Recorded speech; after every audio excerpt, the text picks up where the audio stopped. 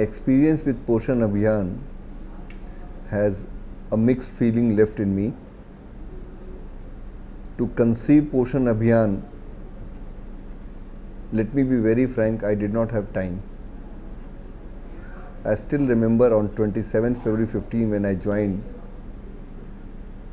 and had a courtesy call with my secretary. He told me that I'm not putting pressure on you, but you have to give a draft paper on National Nutrition Mission. National Nutrition Mission is now called as Poshan Abhiyan, and I had taken about 10 days time to put a concept and a paper with hardly any background of ICDS scheme. In that concept paper, we had tried to introduce complete provision of growth monitoring devices for taking weight, height and length, and also digitalizing the Anganwadi centers and removing 11 registers by providing their smartphones.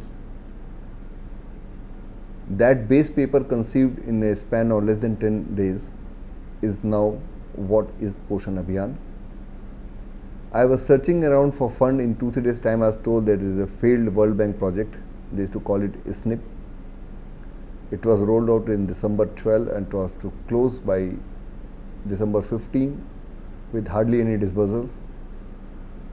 So in April 15, when we had a meeting with the World Bank,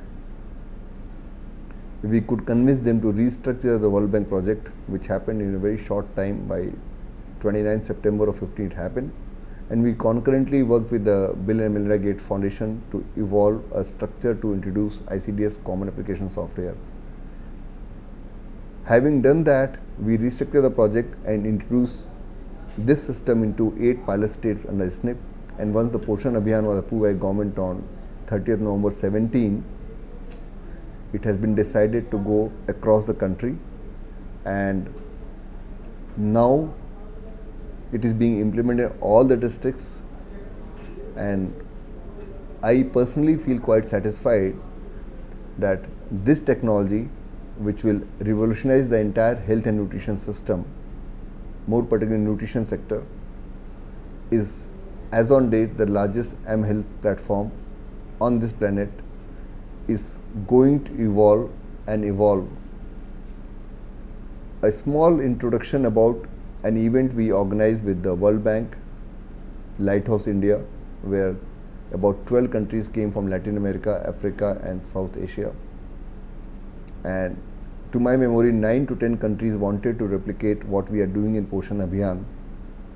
Of course, by dovetailing with their national policy schemes. We wish that India can lead the other countries also, while we are ourselves trying to tackle malnutrition in a very big manner.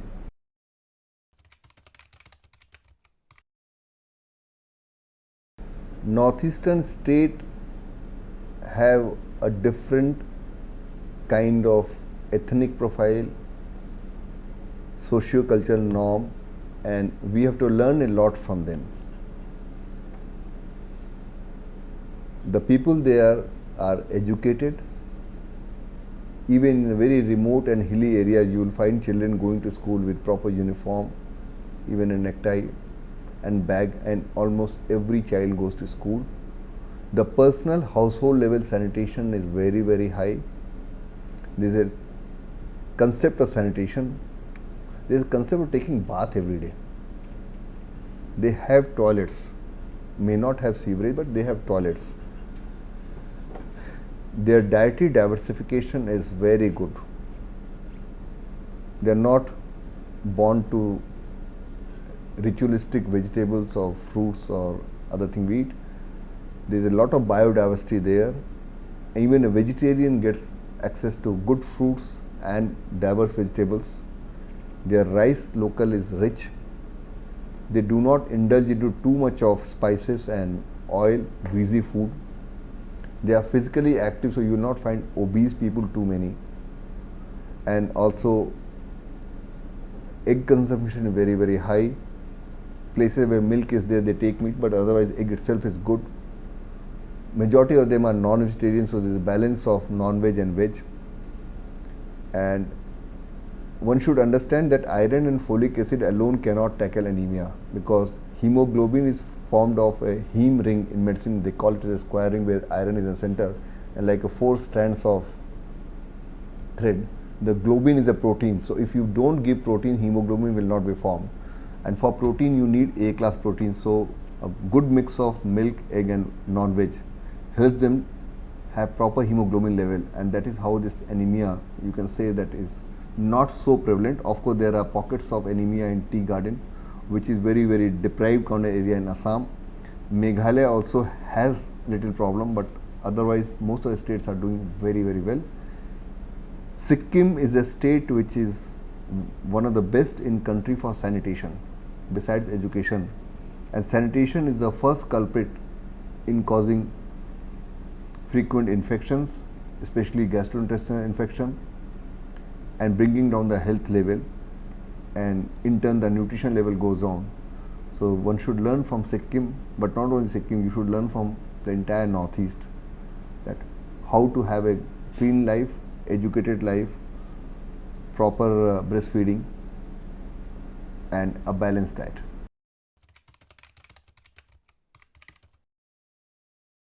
The double burden on malnutrition is a real challenge before all of us. We are talking of undernutrition and stunting, which is 38.4% as per 15-16 survey.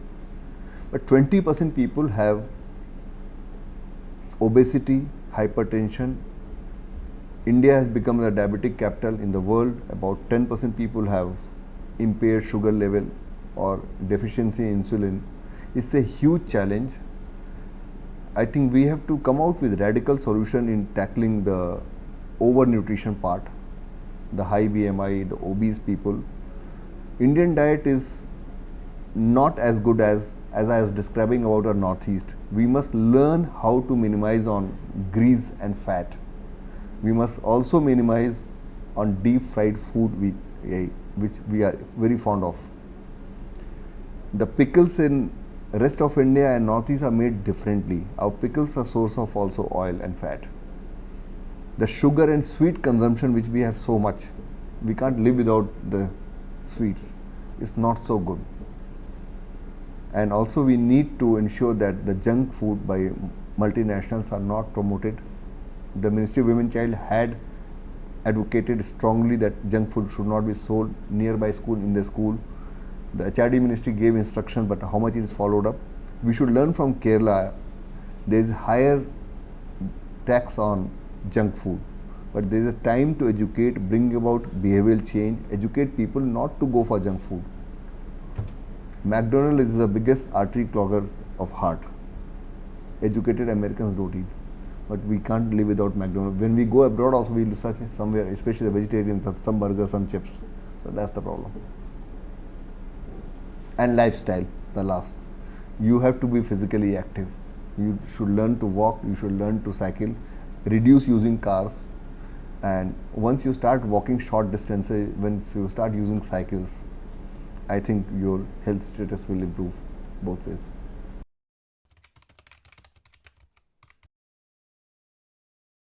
The phrase development partner is overhyped. I am saying with whatever experience I have got, we are all here with a common cause, but it is the citizens, the state and the nation which decides. In Europe or America, we don't have a scheme like ICDS or midday meal scheme. They don't need it. We are very proud that we are running the largest child nutrition, school nutrition program because we need it. The day you evolve, your economy develops.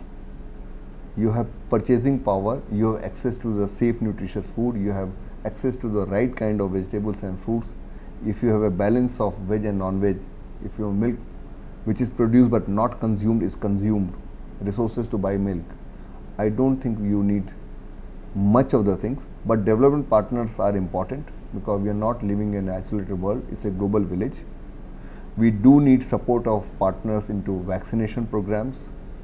We need their support as of now at least into good capacity building programs. Their support in associating with the grassroots level people like self-help group in Bihar, large number, lot of partners are there, they are doing good work. We need technological intervention like BMGF has provided support into ICDS CAS. But ultimately a nation has to rise, it has to be self-sufficient, it has to have its own resources, and I don't think we are short of professionals or educated people or competent doctors or IT experts. I am aware of medical doctors from India giving tough fight to the Native American doctors because they are hardworking, they can work on weekends and they are quite qualified. The best goes to America. Best of the professional IT are also working in global multinationals. So yes, partners are important, UNICEF is important, WHO is important, but they also got a job, we are also having a job as a nation, we should stand up and do our own job. A great initiative. Outlook is the first weekly which has started this program. It's a novel program. To my mind, nobody has done it globally, not about India only. I compliment your editor-in-chief, Mr. Ruben Banerjee.